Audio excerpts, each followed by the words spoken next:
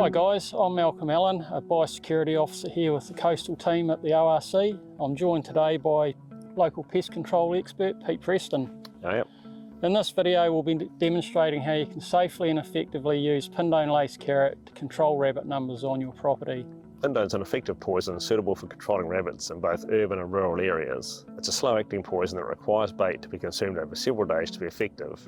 This means rabbits must consume multiple feeds for it to be fatal. To prevent any accidental poisoning of non-target species such as livestock or domestic pets, ensure that no stock or pets have access to the areas being treated. This may mean you'll have to plan stock movements in advance and contain pets during poison operations. There is also an antidote, vitamin K1, available from vets. Pindone can be purchased from toxin suppliers as liquid Pindone and Pindone pellets. Liquid Pindone is primarily used to lace cut carrot as a form of primary control to reduce high rabbit numbers in winter. Depending on the property type and size, Pindone carrot can be applied through aerial application or ground-based application either by broadcast or a bait feeder. Liquid Pindone can also be used to lace whole cooked oats in the drier summer and autumn months. Liquid Pindone can only be sold or used by a person holding a controlled substance licence or an approved use for Pindone certificate. In this video we will focus on Pindone carrot best practice for rabbit control. So if you wanted to use Pindone carrot on your property, you'd need to have an approved use for Pindone certificate or a CSL, is that right Pete? Yep, that's right. Contractors and landowners wanting to use Pindone liquid will need to have their licence. Nice. You mentioned primary control before. What does that really mean? Primary control is the use of toxins such as Pindone carrot to significantly knock down rabbit numbers. Secondary control tools are used to follow up primary control or as an ongoing maintenance tool to keep rabbit numbers low. If a landowner has high rabbit numbers, then rabbit management plan should have a primary control operation as well as a secondary control follow-up that can be done year-round, such as fumigating rabbit burrows or night shooting. Another thing to note, it's important to match the type of bait you're using to the natural feed conditions in your area, and so a bait such as carrot is ideal for use in winter months when natural feed conditions are low. I've also heard that it's good practice to actually graze your block prior to any control work occurring, is that correct? Yes, in areas where there's a lot of natural feed, it's ideal to get stock to graze the area prior to any control work being carried out to reduce the amount of natural feed and help make the carrot bait more accepted. Another important consideration is the weather. Ideally, you should do a Pindone carrot operation in a fine weather window, as bad weather will weaken the efficacy of the bait. Thanks Peter. What about working with your neighbours? To maximise the effectiveness of your control efforts, it's recommended that you work in collaboration with your neighbours. Working with your neighbours is a more cost-effective way to reduce rabbit numbers in your area for the long term. However, if you do work independently, make sure your boundaries are as secure as possible and you notify your neighbours and anyone with access to your property of your intention to use toxic bait. Warning signs need to be erected at all main access points to the property being treated. Warning signs may be available from your local contractor. Great, it must be about time for a bit of a demo. Sure is. So first things first, let's locate all signs of rabbits on the property, particularly areas where rabbits might be feeding or grazing, as applying the Pindone carrot correctly will be vital to the success of the operation. Okay, well I know rabbits prefer short pasture and usually graze it quite low, so let's keep an eye out for that and other signs such as scratching or buck heaps. Oh, this looks like quite an active area here, Pete. There's plenty of activity. Yep, the grass is definitely short and there's plenty of sign. Yeah, we should get some reasonable bait uptake here, I'd say. Right, there are still a few things you'll need to consider when selecting your sites. Ensure the rabbit population is not disturbed at least 3 months before and during a poison operation. This will mean you'll need to cease any secondary control such as night shooting. Locate all areas of rabbit activity over the property such as where rabbits are feeding and also shelter belts and other habitat where they may be living. Ensure livestock and domestic animals cannot access Pindone carrot sites. Ensure that Pindone bait is not placed near waterways to avoid accidental contamination.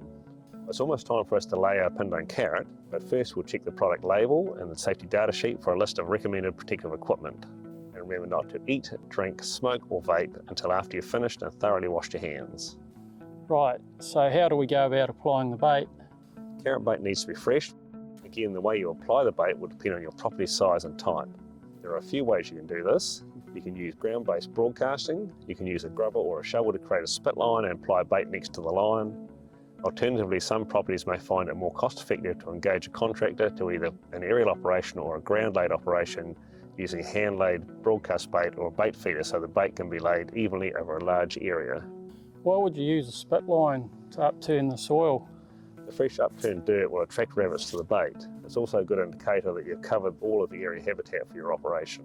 Okay, so how much Pindone carrot do we actually need? Great question, Malk. The amount of bait needed will depend on the type and size of the property and the rabbit numbers. The product label recommends that for ground application along a spit or furrow, allow 5 kilograms per hectare. And Pindone carrots should be applied multiple times, is that correct?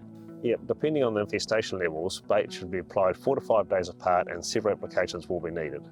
You will notice that all the bait gets consumed and you will need to do multiple applications. It's important to note that rabbits have a strict social hierarchy, meaning dominant rabbits feed first and will limit subordinate rabbits' access to the bait. It's important to apply the correct number of feeds to ensure all rabbits are receiving a lethal dose. This could be 2 to 5 applications. Is it true that the bait's dyed green to help deter birds and other non-target species? Yep, that's right. However, it's still necessary to take care when poisoning to minimise risk to non-target species where possible. The majority of rabbits succumbing to Pindone will die under cover, but you can take additional steps to minimise non-target animals such as hawks from consuming poison carcasses by collecting any carcasses above ground and burying them. You should also limit peat or stock access to the baiting site until carcasses are unlikely to be edible or contain residues. Good to know. So if we've finished laying the Pindone carrot, what comes along next? In 4 to 5 days, we'll come back and repeat the process. If you completed all your applications and rabbits and fresh sign are still noticeable, you may decide to do an additional application. Okay, what do you do with any leftover uneaten bait? Liquid Pindone can be stored in the original container. Pindone carrot bait should be used as soon as possible because if it starts to break down, it will become unpalatable to rabbits. Unusable bait should be disposed of as per the label instructions. After all the bait's been consumed, is it safe to return stock to the area?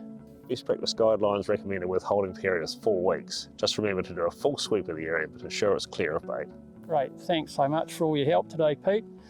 Hopefully we've answered a lot of your questions about this method and you feel confident to give it a go. But don't forget, this is just one of the tools in the rabbit management toolbox. Control should be tailored to the size, type and location of your property and be appropriate to the number of animals or rabbits you're dealing with. For more information about the use of Pindone carrot and other rabbit management tools, check out the rabbit page on our Pest Hub or get in touch with our biosecurity team for more advice. We hope you've enjoyed this video. Be sure to check out the other videos in this series. Thank you for watching.